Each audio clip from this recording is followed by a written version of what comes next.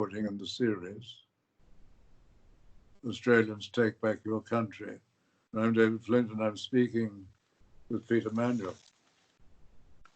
And Peter, just speaking about the recent events, we've talked about the extraordinary situation in the country with the Wuhan virus and I think the unnecessary and very serious actions being taken by the government directed purely against the small business sector, which has had to bear the brunt of this, leaving the public sector unaffected, leaving the politicians unaffected, but making the private sector, and particularly the small business sector, particularly subject to this and having to bear the full burden of it.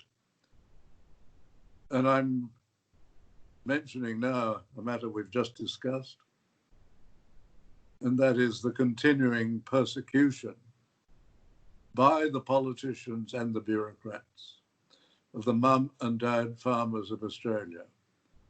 And it has been continuing for years, and you've got to come to the conclusion, I think there's none other, that they hate the mum and dad farmers. They don't care if it means that we lose our self-sufficiency in agriculture, but they will police them, they will persecute them, and they will not treat them fairly. And this includes, I'm ashamed to say, this includes not only Labour governments, but coalition governments, including the National Party. It's hard to understand why they're doing it, but the latest measure is a plan in New South Wales, and Ms. Pavey, the Minister for Water, has announced this. This will be farmers being required to put high-tech sensors on their water pumps, and they will have to send details of exactly what water is moving in and out of their properties, their dams and so on, which will go straight to government. And they'll have a squad there to examine this. 175 secret police, secret agricultural police who are checking on the farmers. They're not content with their satellite surveillance of the farmers. It'll start with the big irrigators in the north of the state in December, by December, and the other farmers will have to take part by the middle of next year, July of next year.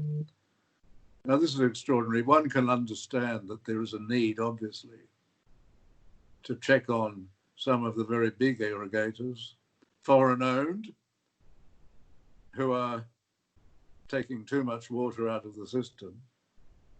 But why on earth pick on the mum and dad farmers of Australia? Why on earth say then that the other states should do similar things? So they're calling on everybody else associated with the Murray-Darling to do this. So that would include South Australia and Victoria. They'd probably like to include the other states if they could. And this is also avoiding the really important issue. And that is that instead of throwing all this resources, persecuting the mum and dad farmers, putting them to this completely unnecessary expense. And instead they should be looking at harvesting water. They should be looking at building more dams, many more dams. Recently I was reading that the communists in China have put in 87,000 dams across China for two reasons. Firstly, to harvest the water for themselves. Also, it gives them control over a number of countries, a large number of countries who are completely dependent on water flowing from China into Southeast Asia and other parts of the world. And this will give them great control, as they've already exercised, it seems, in relation to Thailand. But that's another question. But I've also read recently that Ethiopia has just built an enormous dam to ensure that water is there for the farmers of Ethiopia. A third world country can do this, but our governments seem to be completely unable to do this sort of thing. That what they do is they waste money by this completely unnecessary lockdown. It's going to take expert economists, really expert economists, think will take 2 decades of full growth. And that there's no guarantee we'll have full growth, full economic growth to recover. Peter. Common sense, David. You mentioned it in the last little interview that we did just a while ago. Common sense. But there's more to it. This is about getting rid of the mum and dad farmers. I mean, with the amount of red tape, green tape, over-regulation, draconian laws in legislation that are making it so hard for us mum and dad farmers to grow food, the pressure just keeps getting bigger and bigger. This is absolute nonsense, what this Pavey has put up. And, you know, haven't these people got a heart? Don't they realise with what's happened now with this Chinese virus that we need for food security more than ever before? Ever before. We needed it before, but now more than ever before, we need it. We don't want to be relying on any other country to supply us with food. I'd like to know, with this Pavey woman, how are they going to start to implement these things on farms owned by communist China? I'll just tell them to go and run and jump. They won't be interested in that. They've bought this land for one reason, to grow food. They won't want a part of anything that's going to impede their ability to grow food to send back to their country. So this is absolute rot, and I can't believe that the LNP are a part of this. The Liberal Party used to look after the mum and dad farmer, used to be a friend. And you mentioned in your book, Give Us Back Our Country, a magnificent book that should be in every school in Australia. It should be in every library. And people out there, if they haven't read Professor David Flint's book and Jai Martinkovic's Give Us Back Our Country, and David, you might be able to tell people a bit later how they can get that book, Give Us Back Our Country. And you mentioned in there, why do they hate our farmers? Well, we know why they hate the mum and dad farmers, because they want the land for the corporates, for the big money people. And the minute you do that, that's when you destroy country towns, really destroy it. But these dirty, filthy politicians that don't care about the people of Australia, they're only interested in money, as far as I'm concerned, should be held for treason. And it's disgusting. I mean, as I spoke before, David, we've got low flow bypasses put on dams here in South Australia that the federal LNP have put up $8.5 million to put these devices on our dams to stop water going into our dams. It's absolutely disgusting. With the major bushfires that we've had recently, we need all the water storage we can get to protect our lives, our property, our stock, native animals, the whole lot. But no, these Liberals, I tell you, they're a disgrace. They're just as bad as the Labor Party these days, and people are starting to wake up for this. But this Chinese virus has really woken a lot of people up. And it's very, very sad that you have to get to the stage where you hit people's hip pocket, where all of a sudden there's people out there before that used to say, oh, the poor farmers, but they weren't affected. But now everybody's affected, except the politicians. They don't take a pay cut. But, you know, the builders, the shop owners, and so on, the small business of any sort has been affected big time. They won't be able to feed their families. We are going to have starvation in this country. And when you get that, people start to turn. And not that we want to see wars or anything like that. We want to see common sense. We want to see these politicians stopping this ridiculous garbage that they're listening to the World Health Organization, who we know what they're about, and we know who runs it, Chinese communists. So If we don't get a turnaround, David, it's going to take more than 20 years to get back to any normality at all business-wise, because we're not hearing from Scott Morrison about kickstarting our manufacturing, kickstarting our industry, which will create jobs. We're not hearing it. So I'd really like to know what Scott Morrison's about. He goes on about, we've got to, watch our trading partners and all the rest. Of course we do. But we need to be self-sufficient in food and manufacturing and industry more than ever before, David. Well, you mentioned another device, one device to measure so that information can go straight to the secret police. And that's what they are. They've been showing that with their surveillance, satellite surveillance of the farmers. But you've also mentioned a device in South Australia, and I don't know if it's yet in the other states, and that is one to stop water going into dams, the low flow bypasses.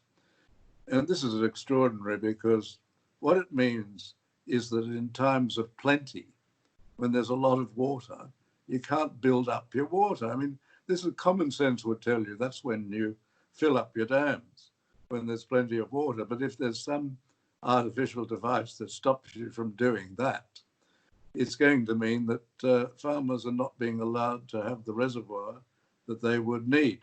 Another matter which is related, which I might just mention, and then we can go on to another matter that we must thank Mark Latham for. Another matter which is before the New South Wales Parliament is a legislation to establish a register of water ownership. That is passed the upper house. It was passed, I think, by the independents, the crossbenchers, including One Nation, and this has been done with the support of the Labor Party. The coalition voted against it. This is for a public register of water ownership, so we can really know who actually owns the water. Because when the system of separate water ownership was introduced by Malcolm Turnbull, which hands over water to the speculators as an extraordinary way of running an agricultural economy, it hasn't worked as they said it would. It's meant that the speculators have cornered it and imposed incredible prices on the farmers. We ought to at least know who owns the waters. I'm of the view, and I think you are too, that the water should be renationalised, taken over again and handed back to the farmers. It should never have been divorced from the land. That was a terrible error. It should never have been allowed, and it should be reversed immediately. Now, the other matter that I wanted to mention is in the New South Wales Parliament, and it relates to the government. It's really a related issue because there's so many of these issues, so many things which are going on in this country, which the majority politicians are pushing, which are all seem to be designed to damage the country or to damage people in the country. I often ask when I'm speaking whether anybody can prove to me that this is wrong, that there's no significant problem in Australia which, if it weren't created by the politicians, has been made significantly worse by them. When I ask that, people say, oh, the weather. And I say, well, it's not so much the weather as the consequences. What they've done is allowed, for example, the build-up of fuel in the national parks, which have made bushfires worse. But getting back to what's happening, and in another area, there's been a determination to damage both education, running down the standards. I can't believe this is just incompetence. Not only running down the standards so that we find the situation that our schools are performing poorly compared with the countries to the north, even in one instance, Kazakhstan, but also taking action against the traditional family. One of the things which has been encouraged, and the perpetrator of this herself admits, the gender fluidity, putting the idea into the minds of young children that they may not have the sex with which they were born, and perhaps they should change their sex. They call it gender because gender suggests that you can change it, whereas sex is something you're born with. Putting the idea into the minds of children that really they may well not be happy with the sex that they're born with, and they can change this. And that encouragement, the perpetrator herself admitted this is not about bullying, this is more about changing the whole system. The New South Wales government said that this would be stopped in the New South Wales schools. Mark Latham has discovered that it's continued, it's just as bad as ever in the New South Wales education, and he is introducing legislation to stop it dead in the New South Wales schools.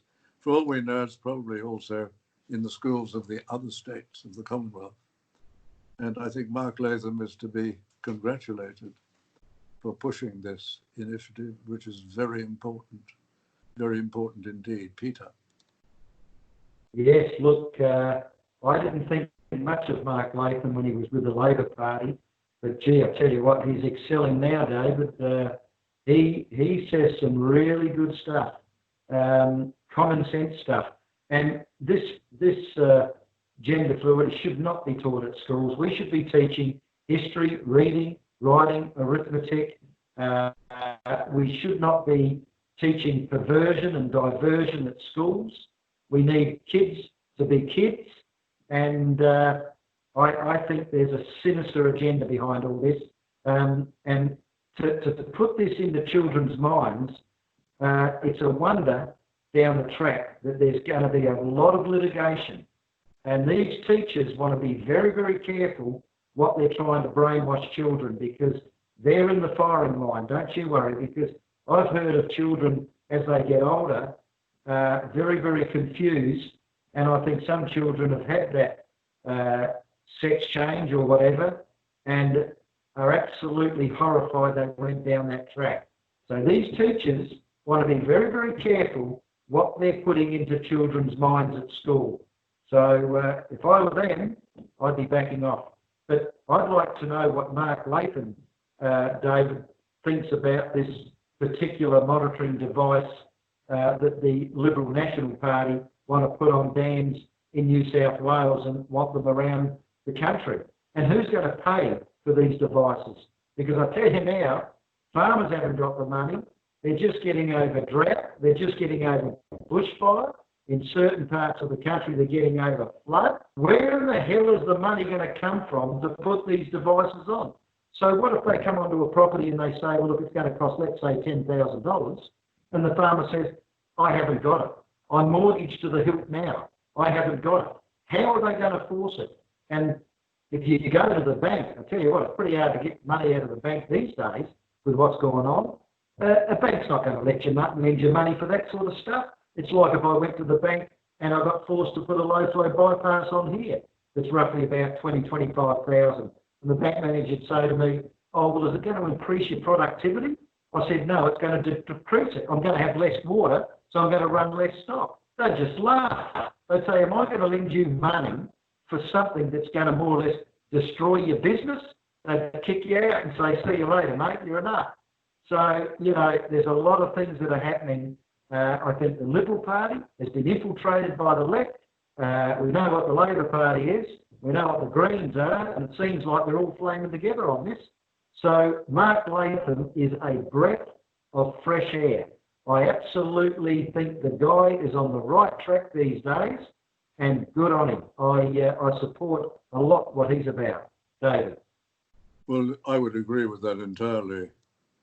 The situation for the farmers is appalling. Bushfires and drought, and now the state government is going to implement a further system of surveillance, not content with satellite surveillance, and doing it at the cost of the victim. This is appalling. Mark Latham is, as you say, a breath of fresh air. He proceeds from traditional values. He holds to them, and he does an enormous amount of work researching issues. He just doesn't sit there and collect his pay. He also has the ability, which he always had, of communicating his views through the media. So the people of New South Wales are very fortunate to get him, and he stands out as a member of the New South Wales Parliament, and there are not that many. So I think we're very fortunate. Well, on that point, Peter, I think we've covered a wide range of issues, and the country is in a very sad state. I have suggested in the past that we'll have to be careful with what the politicians are doing to the country. We could end up as, if not the Venezuela, the Argentina of the South Seas, countries, very rich countries, which were ruined by their politicians, absolutely ruined. And the terrible thing is that with this virus, this Wuhan virus, it could well be that will be sooner rather than later if we don't quickly learn to take back our country. And that I think is something we must demand. The Australian people really want to see change. The politicians have to be made accountable 24/7 as everybody else is. Thank you, Peter. Thank you very, very much, David. If I could just finish off quickly by just saying, what was the vote with this water register? 47 to 44, 47 against and 44 for. Well, I'd like to know with the 47, what have they got to hide? Obviously, they've got something to hide. It's pretty beneficial, this water ownership. And I think we need to restore water to land big time, and that will stop a lot of this trading of water. And nobody should own water if they don't own land. Thank you again, Dave, and thank you very much for your support. Thank you. I agree with you entirely. This should be a matter of public information. It should be available to everyone. The real owners, not the nominees, the real owners of the water should be known to the people of Australia. Thank you, Peter. Thank you, David. All the best.